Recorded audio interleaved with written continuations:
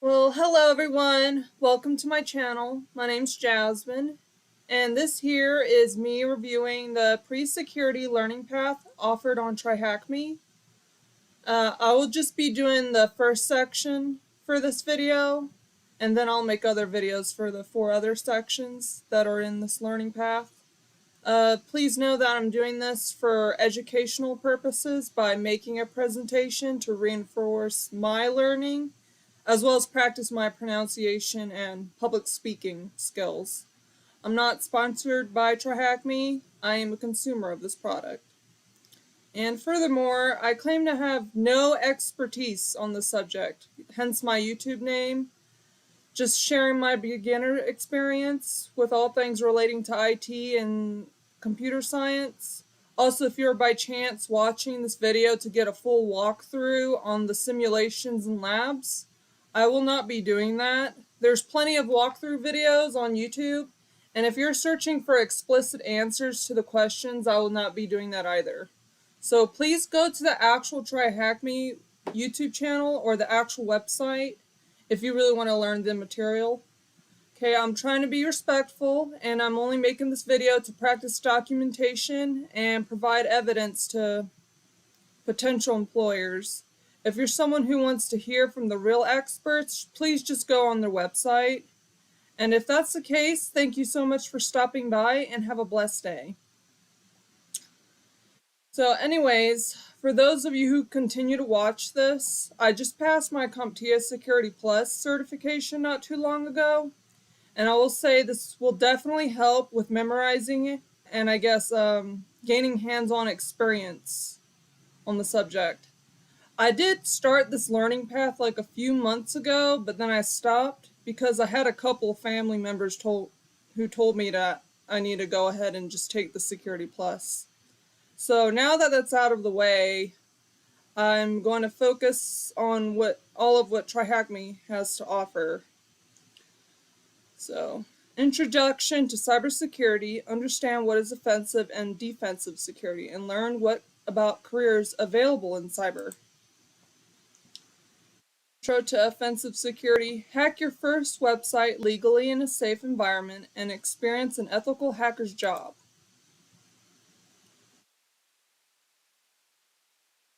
It's taking a little long to load.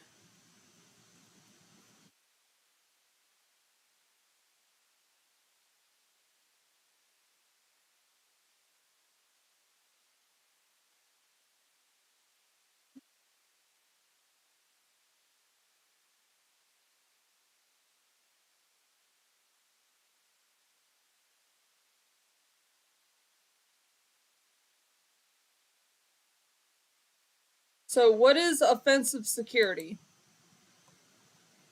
In short, offensive security is the process of breaking into computer systems, exploiting software bugs, and finding loopholes in applications to gain unauthorized access to them.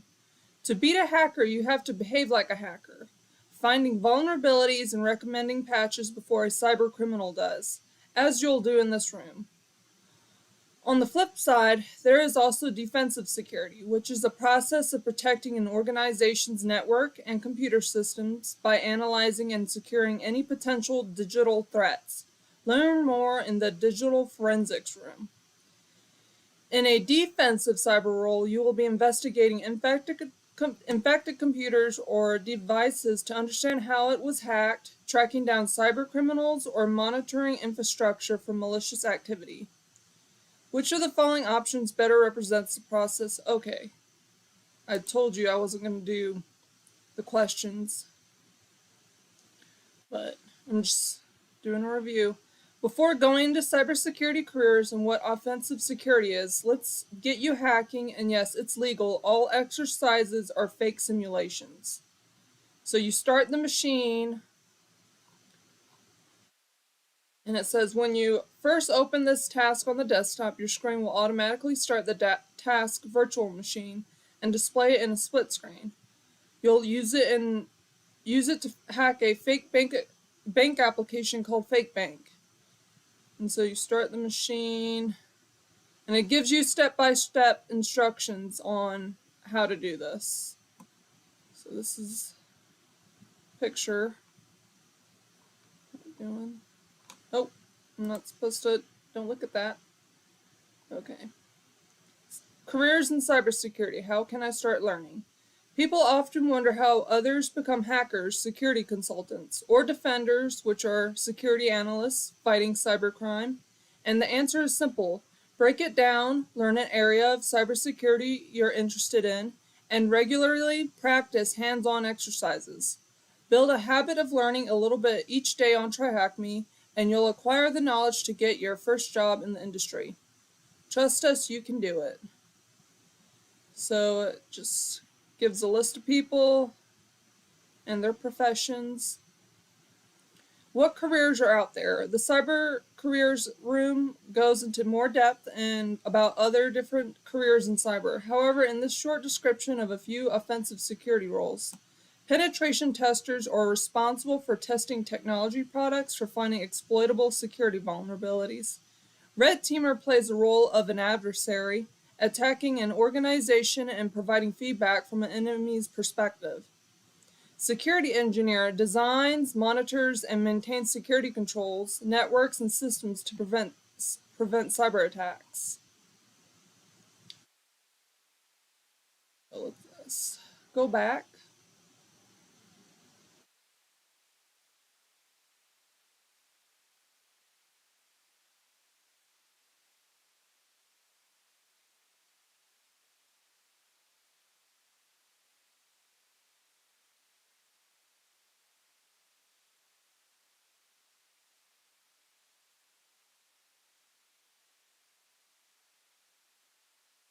Computer slow. Intro to defensive security.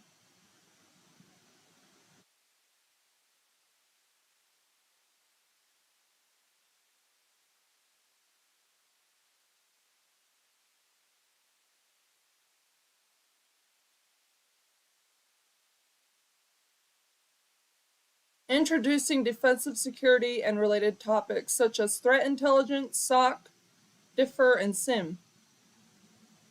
Introduction to defensive security. Offensive security forces focuses on one thing: breaking into systems. Breaking into systems might be achieved through exploiting bugs, abusing insecure setups, and taking advantage of unenforced access control policies, among other things. Red teams and penetration testers specialize in offensive security. Defensive security is somewhat the opposite of offensive security, as it is concerned with two main tasks. One, preventing intrusions from occurring, detecting intrusions when they occur, and responding properly. Blue teams are part of the defensive security landscape. Some of the tasks are related to defensive security include using cybersecurity awareness. Training users about cybersecurity helps protect against various attacks that target their systems. Documenting and managing assets. We need to know the types of systems and devices that we have to manage and protect properly. Updating and patching systems, ensuring that computers, servers, and network devices are correctly updated and patched against any known vulnerability or weakness. Setting up preventive security devices, firewall, and intrusion prevention systems are critical components of preventative security. Firewalls control what network traffic can go inside and what can leave the system or network. IPS blocks any network traffic that matches present rules and attack signatures. Setting up logging and monitoring devices. Without proper logging and monitoring of the network, it won't be possible to detect malicious activities and intrusions. If a new unauthorized device appears on the network, we should be able to know. There is much more to defensive security, and list above only covers a few common topics. In this room we cover Security Operations Center, which is SOC, threat intelligence, digital forensics and incident response, and malware analysis. And I do not want to show the answers. So, in this task, we will cover two main topics related to defensive security. SOC where we cover threat intelligence, digital forensics and incident response, where we also cover malware analysis. So a Security Operations Center, SOC, is a team of cybersecurity professionals that monitors the network and its systems to detect malicious cybersecurity events. Some of the main areas of interest for a SOC are vulnerabilities. Whenever a system vulnerability or weakness is discovered, it is essential to fix it by installing a proper update or patch. When a fix is not available, the necessary measures should be taken to prevent an attacker from exploiting it. Although remediating vulnerabilities is of vital interest to a SOC, it is not necessarily assigned to them. Policy violations. We can think of a security policy as a set of rules required for the protection of the network and systems. For example, it might be a policy violation if users start uploading confidential company data to an online storage service. Unauthorized activity. Consider the case where a user's login name and password are stolen, and the attacker uses them to log into the network. A SOC needs to detect such an event and block it as soon as possible before further damage is done. Network intrusions. No matter how good your security is, there is always a chance for an intrusion and an intrusion can occur when a user clicks on a malicious link or when an attacker exploits a public server. Either way, when an intrusion occurs, we must detect it as soon as possible to prevent further damage. Security operations cover various tasks to ensure protection. One such task is threat intelligence. Threat intelligence in this context, intelligence refers to the information you gather about actual and potential enemies. A threat is any action that can disrupt or adversely affect a system. Threat intelligence aims to gather information to help the company better prepare against potential adversaries. The purpose would be to achieve a threat-informed defense. Different companies have different adversaries. Some adversaries might seek to steal customer data from a mobile operator. However, other adversaries are interested in halting the production in a petroleum refinery. Example, adversaries include a nation-state cyber army working for potential reasons and a ransom group acting for financial purposes. Based on the company target, we can expect adversaries. Intelligence data. Data has to be collected, processed, and analyzed. Data collection is done from local sources such as network logs and public sources such as forums. Processing of data aims to arrange them in a format suitable for analysis. The analysis phase seeks to find information about the attackers and their motives. However, to aim to create a list of recommendations and actionable steps, learning about your adversaries allows you to know their tactics, techniques, and procedures.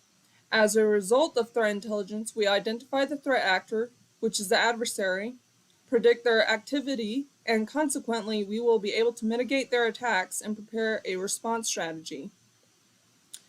Digital forensics and incident response. This section is about digital forensics and incident response, and it covers digital forensics, incident response, and malware analysis. Digital forensics is the application of science to investigate crimes and establish facts, with the use and spread of digital systems, such as computers and smartphones.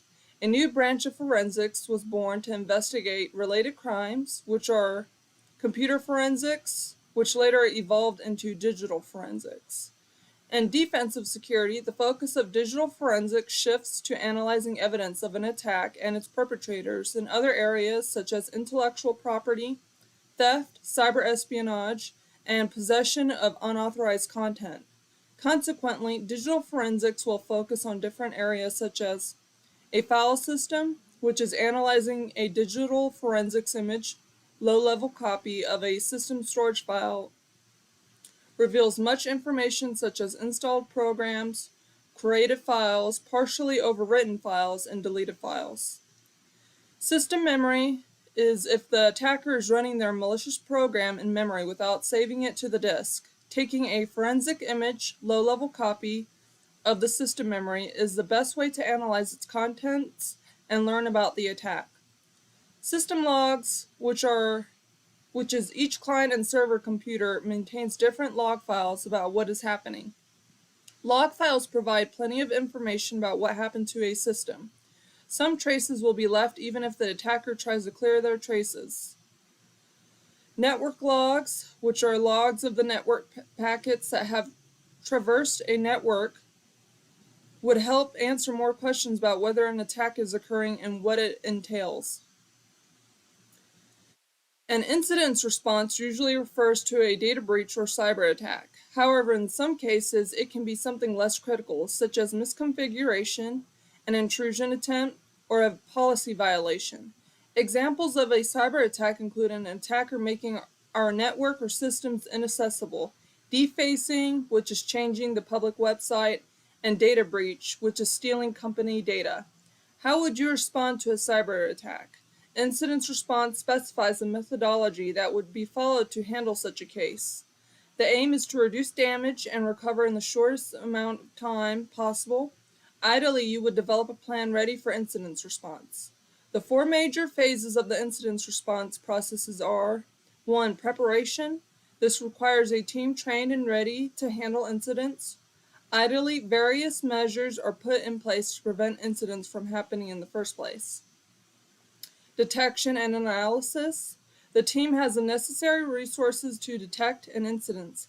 However, it is essential to further analyze any detected incident to learn about its severity. Containment, eradication, and recovery, which is 3. Once an incident is detected, it is crucial to stop it from affecting other systems, eliminate it, and recover the affected systems. For instance, when we notice that a system is infected with a computer virus, we would like to stop or contain the virus from spreading to other systems. Clean or eradicate the virus and ensure proper system recovery. 4. Post-incident activity. After successful recovery, a report is produced and the learned lesson is shared to prevent similar future incidents.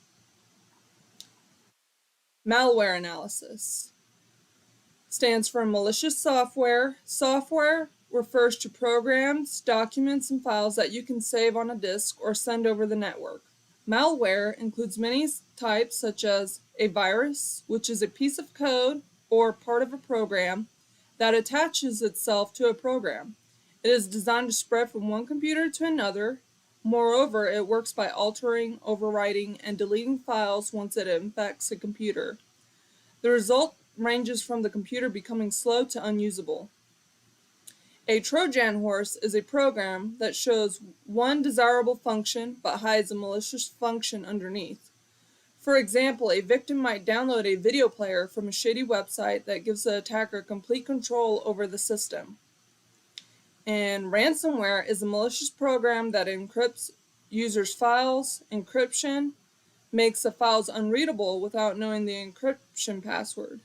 The attacker offers the user the encryption password if the user is willing to pay a ransom. So malware analysis aims to learn about such malicious programs using various means. Static analysis works by inspecting the malicious program without running it. Usually, this requires solid knowledge of assembly language, processor's instruction set, computer fundamental instructions. 2. Dynamic analysis works by running the malware in a controlled environment and monitoring its activities. It lets you observe how the malware behaves when it's running. Okay. Back. In here. Also, if you are planning on taking the CompTIA certifications like A+, Network Plus, or Security Plus, this would be a really good refresher for you. Like, they have a bunch of beginner courses or rooms that you could learn from or use as study material. And here, practical example of defensive security. So, what would be a typical task that you would be doing as a security analyst? And you could click view site. There's videos for that. I'm just reading. You are a part of a Security Operations Center, SOC, responsible for protecting a bank. So this is a simulation, fake bank. This bank SOC uses a security information and event management SIEM system. A SIEM gathers security-related information and events from various sources and prevents them via one system. For instance, you would be notified if there is a failed login attempt or a login attempt from an unexpected geographic location. Moreover, with the advent of machine learning, a SIEM might detect unusual behavior, such as user logging in at 3 a.m. when he usually logs in only during work hours. In this exercise, we will interact with the SIEM to monitor the different events on our network and systems in real time. Some of the events are typical and harmless, others might require further intervention from us. Find the event flagged in red, take note of it, and click on it for further inspection. Next, we want to learn more about suspicious activity or event. The suspicious event might have been triggered by an event, such as a local user, a local computer, or a remote IP address. To send and receive postal mail, you need a physical address. Similarly, you need an IP address to send and receive data over the internet. An IP address is a logical address that allows you to communicate over the internet. We inspect the cause of the trigger to confirm whether the event is indeed malicious. If it is malicious, we need to take due action, such as reporting to someone else in the SOC and blocking the IP address. And I'm not going over the questions. Please go on their website if you want to know the questions. And I think that's it for, or it's not. This is intro to, never mind. Last one coming up.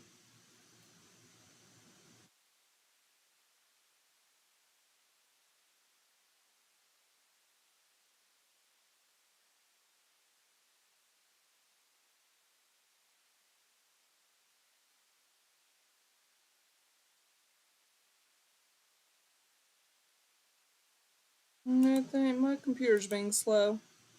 And careers in cyber.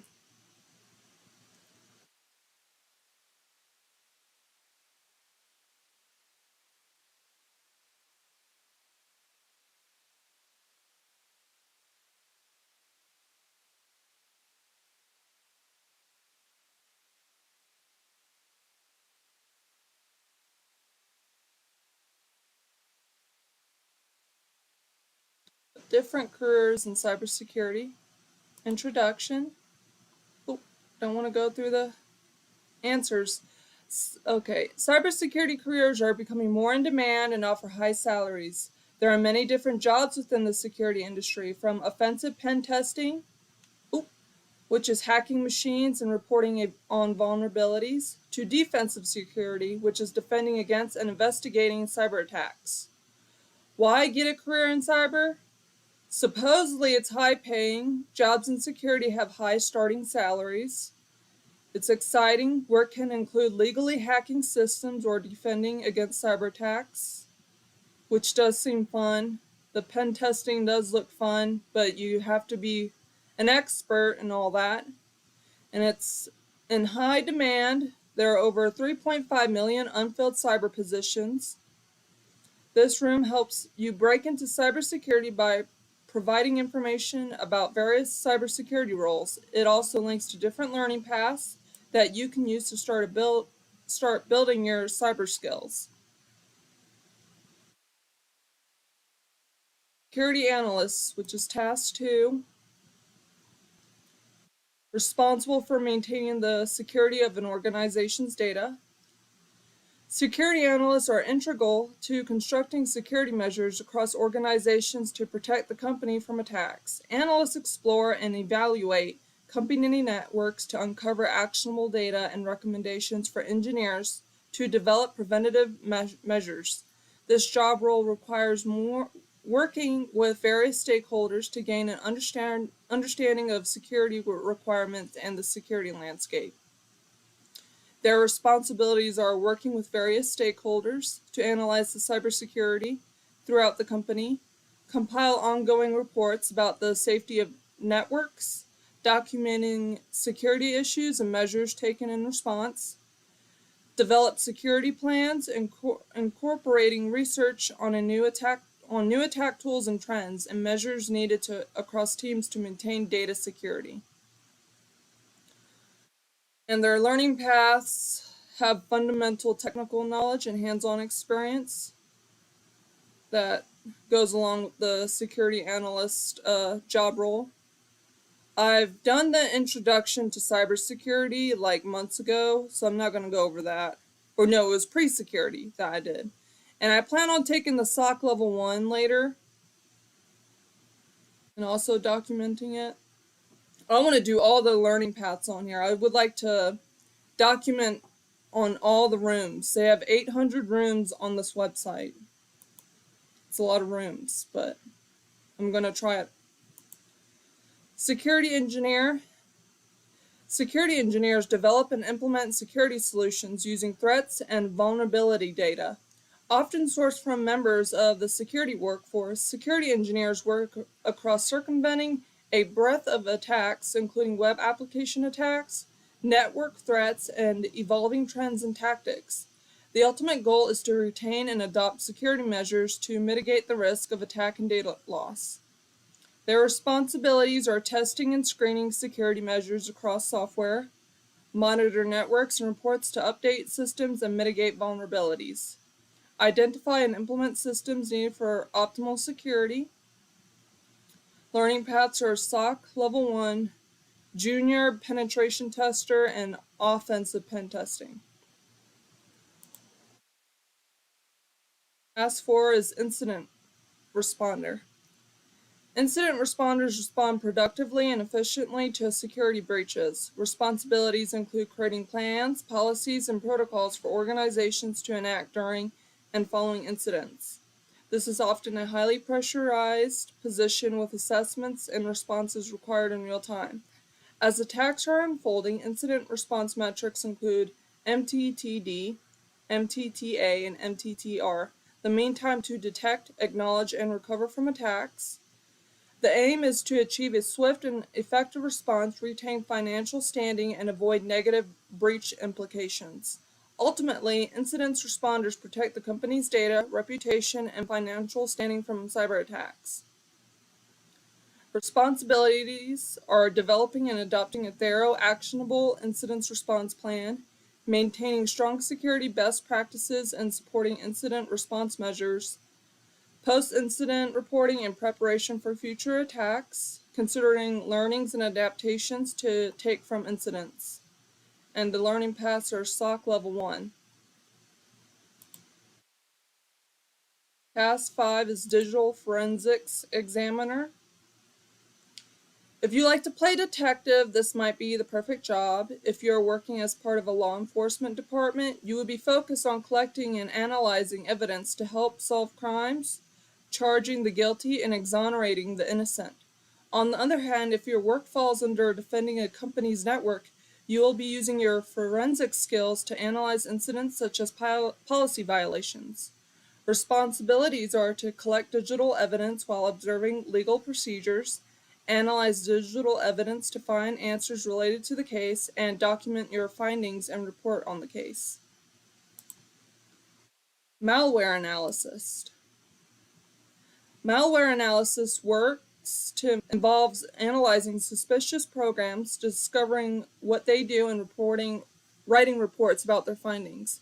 A malware analysis is sometimes called a reverse engineer, as their core task revolves around converting compiled programs from machine learning to readable code, usually in a low-level language. This work requires malware analysis to have a strong programming background, especially in low-level languages such as assembly language and C language. The ultimate goal is to learn about all the activities that a malicious program carries out, find out how to detect it, and report it. Its responsibilities are to carry out static analysis of malicious programs, which entails reverse engineering, conduct dynamic analysis of malware samples by observing their activities in a controlled environment, document and report all the findings. Penetration tester. You may see penetration testing referred to as pen testing and ethical hacking. A penetration tester's job role is to test the security of the systems and software within a company. This is achieved through attempts to uncover flaws and vulnerabilities through systemized hacking. Penetration testers exploit these vulnerabilities to evaluate the risk in each instance. The company can then take these insights to rectify issues to prevent a real-world cyber attack. Responsibilities are to conduct tests on computer systems, networks, and web-based applications, perform security assessments, audits, and analyze policies, and to evaluate and report on insights, recommending actions for attack prevention. Task 8 is Red Teamer. And I'm not going through the quiz. Okay, please go on their website or go on the website yourself. Red teamers share similarities to penetration testers and are more targeted job role. Penetration testers look to uncover many vulnerabilities across systems to keep cyber defense in good standing, whilst red teamers are enacted to test a company's detection and response capabilities. This job role requires imitating cybercriminals' actions, emulating malicious attacks, retaining access, and avoiding detection. Red team assessments can run for up to a month, typically by a team external to the company. They are often best suited to organizations with mature security programs in place. Responsibilities are emulate the role of a threat actor to uncover exploitable vulnerabilities, maintain access, and avoid detection, assess organizations' security controls, threat intelligence, and incident response procedures. And the last one is to evaluate and report on insights with actionable data for companies to avoid real-world instances. I think it goes to the questions here. So that is the last one for the first section of the pre-security learning path, which is Introduction to Cybersecurity. I will be making another video on network fundamentals. So thank you so much for listening, and you have a wonderful day. Goodbye.